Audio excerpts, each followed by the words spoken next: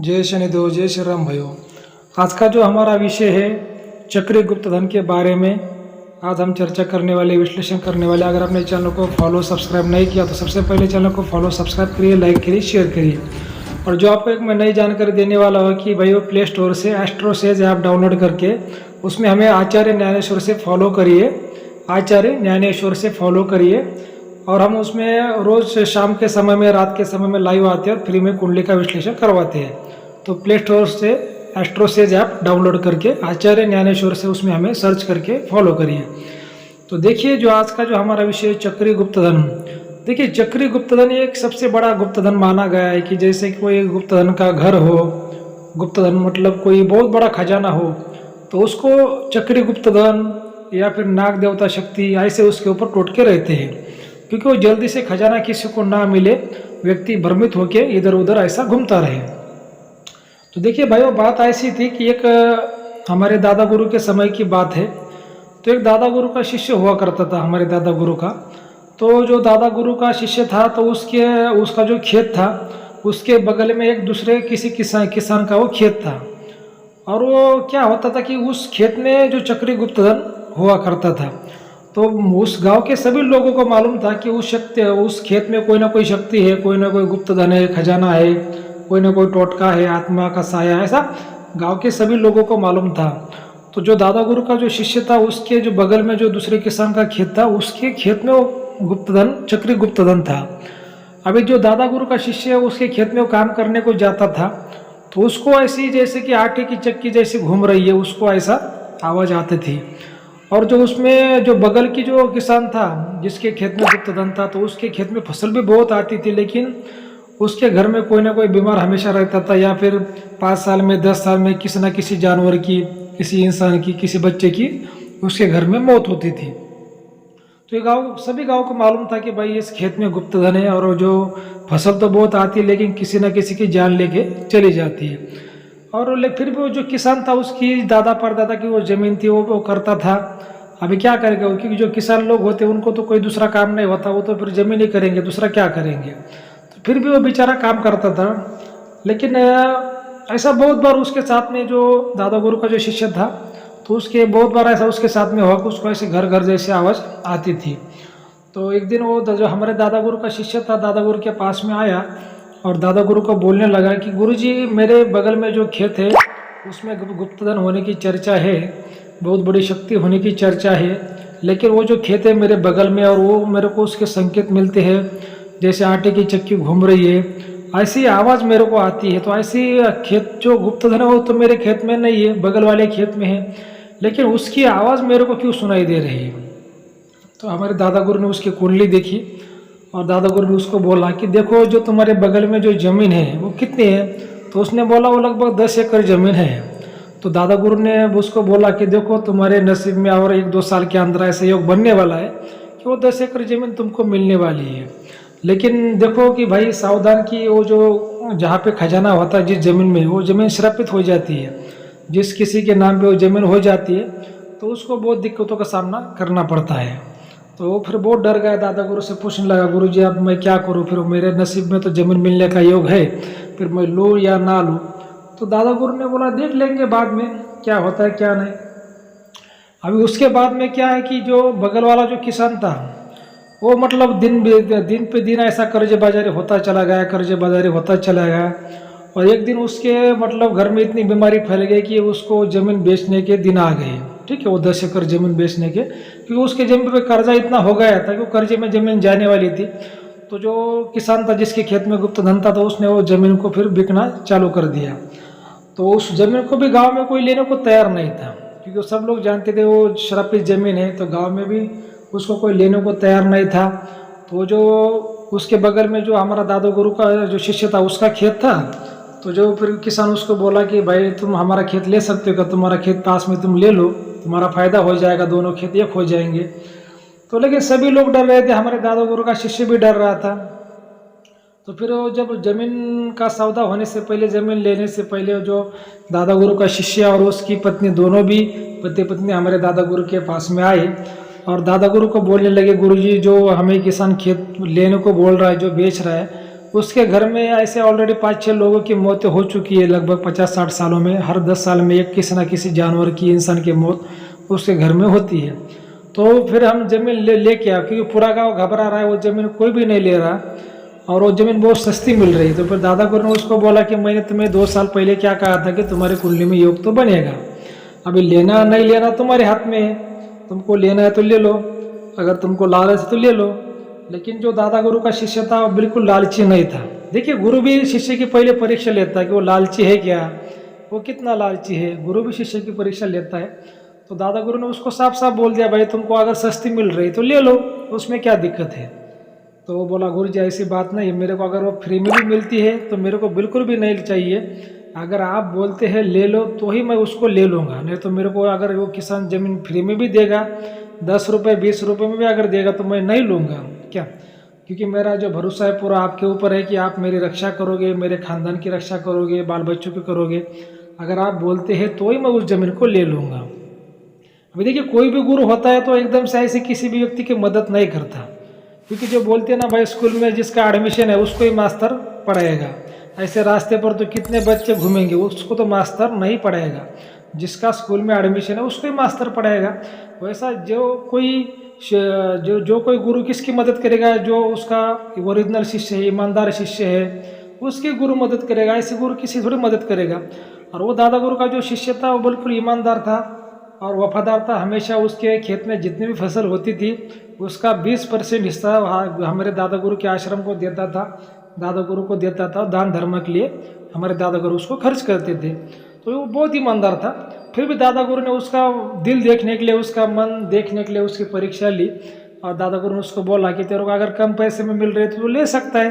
लेकिन वो भी होशियार था, उसने बोला, दादा गुरु मेरे को बिल्कुल वो ज़मीन नहीं चाहिए, अगर फ्री में भी वो सामने वाला देगा, 10 एकड़ ज़मीन उसने 10 रुपये में भी दे दी तो मेरे को नहीं चाहिए। जब आप बोलोगे तभी मैं उसको ले लूँगा, क्योंकि गांव में वो ज़मीन को कोई भी लेने को तैयार नहीं है। और मैं जो ले रहा हूँ तो खाली आपके ताकत से, आपके आशीर्वाद के बल पर मैं उसको ले सकता हूँ, क्योंकि मेरा आपके ऊपर पूरा भरोसा है।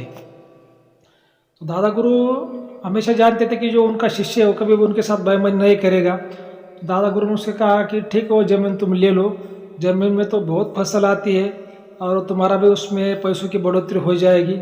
और कुछ हमारे भी, तुम आश्रम को हमेशा दान धर्म करते हो तो आश्रम को भी उसमें कुछ मदद हो जाएगी। बाकी जो शक्ति है उसको तो हम देख लेंगे। अब देखिए भाई, हमेशा मैं आपको क्या कहता हूँ कि गुरु करिए, गुरु की कृपा बहुत आवश्यक है। आप कितने भी पैसे वाले, अमीर है, अफसर है, जब तक आप गुरु नहीं करते तब तक आपको ना सुख मिल सकता है, ना शांति मिल सकती है, ना धन मिल सकता है और ना ही मोक्ष मिल सकता है। तो उसने तो ज़मीन हमारे दादा गुरु के भरोसे, वो जो किसान है, फिर उसने वो ज़मीन ले ली। और दादा गुरु भी जानते थे कि जो धन की शक्ति है फसल तो बहुत देती है, लेकिन वो क्या करती है कि किसी न किसी इंसान को घर का मार डालती है या फिर बीमार पड़ जाता है और सारा जो फसल का जो पैसा आया उसी बीमारी में, कर्जे में चला जाता है। लेकिन जो लेने वाला दादा गुरु का शिष्य था उसको पूरा जानता था वो ज़मीन की हिस्ट्री की। वो ज़मीन हर 10 साल में, 5 साल में एक व्यक्ति की मौत कर देती। फिर भी उसने दादा गुरु के भरोसे उसको ले लिया, क्योंकि वो जानता था हमारे दादा गुरु बहुत पावरफुल है। तो भाई वो ज़मीन तो उसने ले ली। उसके बाद में क्या है कि वो जो किसान को तो पहले 2-4 सालों से वो संकेत मिल रहे थे, जैसे कि आगे आटे की चक्की ऐसी घूम रही है चक्रगुप्त धन का। तो जब वो जमीन हमारे दादा गुरु के शिष्य के नाम पे हो गई तो वो शक्ति का जो योग है ज़्यादा एक्टिवेट हो गया। इतना एक्टिवेट हो गया कि जैसे हमारे दादा गुरु का जो शिष्य वो ज़मीन में अगर शाम के समय में जाता था तो उसको ऐसा वो गोल गोल गोल गोल जगह पर ही वो ऐसा घूमता था, गोल गोल गोल गोल एक जगह पे घूमता था लगभग 2-4 मिनट, और वो फिर ऐसा उसको चक्कर आते थे। तो फिर एक बार हुआ, 2 बार हुआ, 3 बार हुआ, तो फिर से वो दादा गुरु के पास में आया और दादा गुरु को बोला कि ज़मीन में ले रहा हूँ, बाकी तो कोई संकट नहीं आया है, फसल भी अच्छी आ रही है, लेकिन मैं जब खेत में जाता हूँ कभी तो अमावस्या पूनम के दिन को, चंद्र ग्रहण के दिन को, या फिर शनिवार के मंगलवार के दिन को, तो कभी कभी मेरे को ऐसा एक जगह पर मैं ऐसा घूमता हूँ 2-4 मिनट और मेरे को फिर चक्कर आ जाते हैं और मैं गिर जाता हूँ, ऐसा क्यों हो रहा है। तो दादा गुरु बोले ठीक है, एक बार हम उसका विजिट करेंगे, वहाँ पे आएंगे, देखेंगे वो खेत का क्या मसला है। तो फिर हमारे दादा गुरु खेत में देखने को चले गए तो वहाँ पे चक्रगुप्त धन था। चक्रगुप्त यानी वो आदमी को ऐसा गोल गोल घुमाता है और खुद भी ऐसा गोल गोल घूमता है।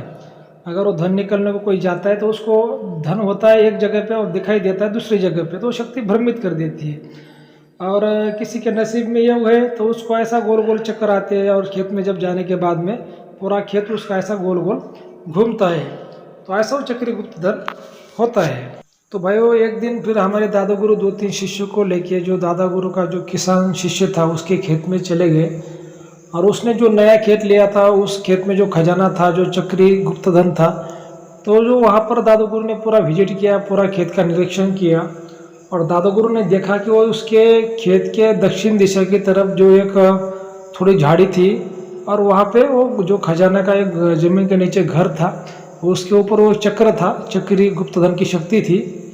और वही शक्ति जो दादा गुरु का जो किसान शिष्य था उसको ऐसा घुमाती थी, गोल गोल गोल गोल उसको चक्कर आते थे, और वो गिरकर वो बेशुद्ध हो जाता था। दादा गुरु ने देख लिया कि वो शक्ति के कारण वैसा ही उसके शिष्य को हो रहा है, और उनके शिष्यों को ऐसा क्यों हो रहा है दादा गुरु के, तो उसके राशि पर वो शक्ति बार बार क्रॉस हो रही। खेत लेने से पहले 2-4 सालों से उसके राशि पर क्रॉस हो रही थी, और अभी तो खेत उसके नाम पर वो हो गया था, तो इसी वजह से शक्ति ज़्यादा क्रॉस हो रही थी।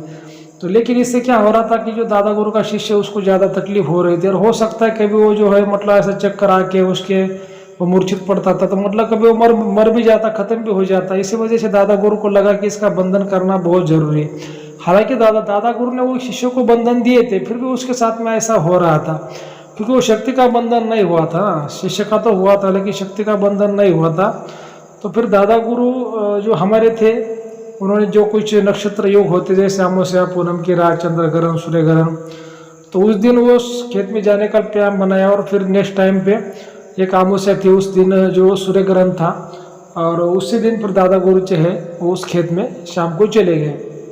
और शाम को चले गए, और जो शक्ति थी, जो चक्री गुप्त धन था, तो वो शक्ति एक्टिव हो गया और दादा गुरु के सामने आ गए, और दादा गुरु को बोलने लगे कि ये जो खजाना है किसी शाहूकार का, किसी ठाकुर का, पहले जमाने का ये खजाने का घर है, किसी राजा महाराजा का, और मैं बहुत सालों से इस धन पर हूँ, और मैं आपको देना चाहती हूँ, आप लेना चाहते हैं क्या? तो हमारे दादा गुरु ने उसको बोला कि देखो, हम ना ही आपको कुछ देना चाहते हैं और ना ही तुम्हारा धन हम कुछ लेना चाहते हैं, हमें कोई भी धन की ज़रूरत नहीं है, तुम्हारा धन है ये तुमको मुबारक हो, लेकिन हमारा जो शिष्य है इसको कोई तकलीफ नहीं होनी चाहिए। आज तक तुमने जितने भी लोगों को, जो किसान थे यहाँ पे, जो पहला जो किसान था उसके परिवार के लोगों को तुमने मारा, लेकिन जो अभी जो ये खेत है हमारे शिष्य ने लिया है, और इसको कोई भी तकलीफ नहीं होनी चाहिए। हालांकि तुम फसल तो बहुत अच्छी देती हो खेत में, लेकिन कोई बीमारी देती हो, कर्जा देती हो, किसी को मार डालती हो, तो ऐसा हमारे आज तक तुमने जितने भी लोगों के साथ में किया होगा, लेकिन अभी हमारा जो शिष्य है उसने खेत लिया है, उसके साथ में ऐसे बात नहीं होनी चाहिए। तो दादा गुरु की और उसके दोनों के बहस होना चालू हो गई। शक्ति बोल रही थी ये मेरा इलाका है, मेरा यहाँ पे पावर चलता है, आपके शिष्य ने जो है खेत लिया है और उसको कुछ ना कुछ मेरे को देना पड़ेगा, ऐसा कुछ पाने के लिए कुछ खोना पड़ता है, ऐसा शक्ति बोल रही थी, और दादा गुरु भी उसको प्यार से समझा रहे थे। तो ऐसा दोनों में बहुत घंटों तक ऐसा हो, मतलब शाम लगभग उनके 7 बजे से लेकर 9 बजे तक दादा गुरु की और शक्ति के बहस चालू थी। उसके बाद में फिर दादा गुरु घर पर आ गए, और दादा गुरु ने फिर सोचा कि अभी वो शक्ति को तो मानने को तैयार नहीं है, शक्ति अपने शिष्य को कोई ना कोई तकलीफ दे सकती है। दादा गुरु को कोई खजाने की लालच नहीं थी, दादा गुरु को खाली वो शक्ति का बंधन करना था, अपना जो शिष्य है उसकी सेफ्टी करनी थी। तो फिर जो उसका जो शक्ति थी, तो जो दादा गुरु का जो शिष्य था, तो उसको प्रॉब्लम क्या था, जैसे वो खेत में जाता था तो वो ऐसा गोल गोल घूमता था 2-4 मिनट, और पूरा उसको ऐसा खेत आसपास की जमीन ऐसे उसको गोल गोल घूमती हुई दिखती थी, और वो चक्कर आके गिर जाता था। तो दादा गुरु समझ गए उस पर जो चक्र है, जो आटे की चक्की आपने देखी होगी पहले जो गाँव में होती थी, उसमें वो पत्थर का ऐसा चक्र होता था वो आटे की चक्की में, ठीक है। तो वैसा वो पत्थर का चक्का दादा गुरु समझ गए कि ये चक्री गुप्त धन है और इस पर कोई पत्थर का चक्र होगा, तो उसको हमें तोड़ना पड़ेगा, तभी ये क्या है कि इसका जो चक्कर है बंद हो जाएगा, और चक्कर बंद होने के कारण जो दादा गुरु का शिष्य है उसको भी चक्कर नहीं आएंगे, और वो मतलब बेशुद्ध नहीं होगा और नहीं गिरेगा ज़मीन पर, मतलब उसको कोई तकलीफ नहीं होगी। तो दादा गुरु ने फिर क्या किया कि पूर्णिमा का दिन का उन्होंने प्लान कर दिया, और वो दादा गुरु खेत में चले गए, और शक्ति तो ऐसे मानने को तैयार नहीं थी। तो भगवान श्री कृष्ण बोलते ना भाई, जैसे को वैसा करना पड़ता है। तो फिर दादा गुरु वहाँ पे हवन लगाया खेत में रात को और बैठ गए। जो चक्री गुप्त धन था वो शक्ति उससे ऊपर आ गई, और जो टोटका था टोटके की शक्ति ऊपर आ गई और दादा गुरु को बोलने लगी कि आज तुमने जो हवन लगाया तुम्हारी क्या इच्छा है, तुम तो बोल रहे थे मेरे को कुछ नहीं चाहिए। तो फिर दादा गुरु ने बोला कि देखो हमें जो है कि तुम्हारी जो भी इच्छा है मैं पूरी करने को तैयार हूँ, लेकिन जो हमें भी आप मतलब तुमसे कोई ना कोई इच्छा है कि तुम जो हमें कुछ धन दे दो, ये दे दो।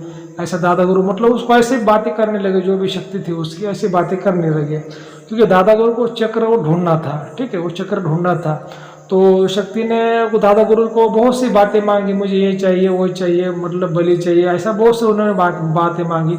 दादा गुरु ने बोला हाँ ठीक है तेरे को दे देंगे, कोई बात नहीं है, लेकिन तेरा जो राज है, तेरा जो चक्र है, जो खजाना है, वो मतलब हमें पहले दिखाओ तक है सही कहाँ पे है ये एक जगह पे, तुम बता रहे हो दूसरी जगह पे, ऐसा मेरे साथ छलावा तो नहीं करना चाहिए। तो जो शक्ति है उसने वो दादा गुरु को उसका राज बता दिया कि ये जो यहाँ पे है, यहाँ पे वो चक्र है, ऐसा बता दिया। क्योंकि जो दादा गुरु थे हमारे, उनकी जो सिद्धि थी बहुत ज़्यादा थी। कोई भी आम इंसान को या फिर कोई छोटे मोटे तांत्रिक को ऐसी शक्ति नहीं बताती, सीधा उनको मार डालती है। ठीक है, शक्ति की बहुत पावर होती है, छोटे मोटे तांत्रिक को तो शक्ति सीधा गला दबा के मार डालती है। लेकिन दादा गुरु थे हमारे बहुत सिद्ध पंडित थे, उनके पास में पहले जमाने में यक्षिणी हुआ करती थी।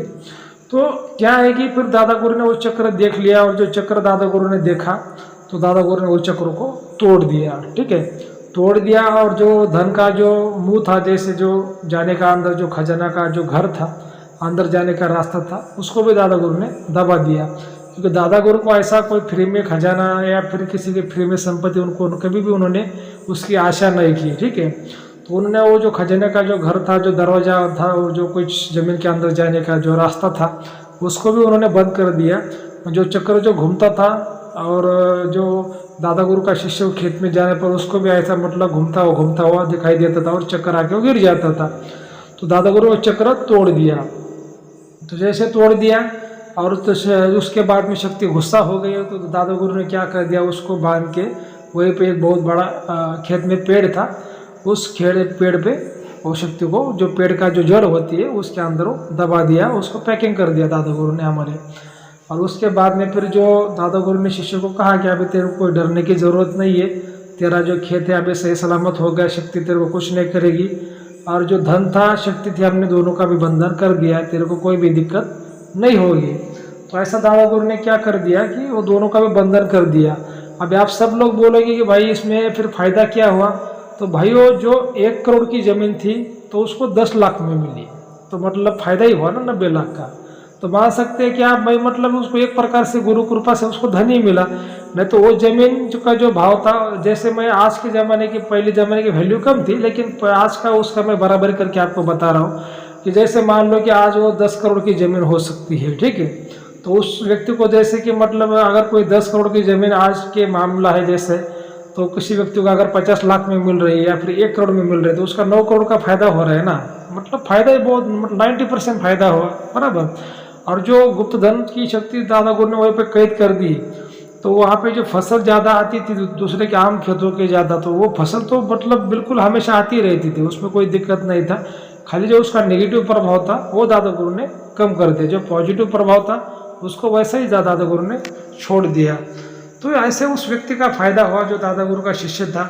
लेकिन देखिए कोई भी गुरु ऐसा किसी भी शिष्य की मदद नहीं कर सकता। जैसे कि आपको लगता होगा फिर कोई भी गुरु हमारी ऐसी मदद कर देगा, तो पहले बहुत उसका दिल जीतना पड़ता है, तन मन धन से उसकी सेवा करनी पड़ती है, बहुत सालों की सेवा होती है, तब ऐसी बातें एक दूसरे पर भरोसा बैठता है किसी गुरु का, और तब वो मदद करता है। आपको ऐसा लगता होगा भाई 4 दिन में कोई भी गुरु किसी की मदद करेगा, ऐसा बिल्कुल नहीं होता।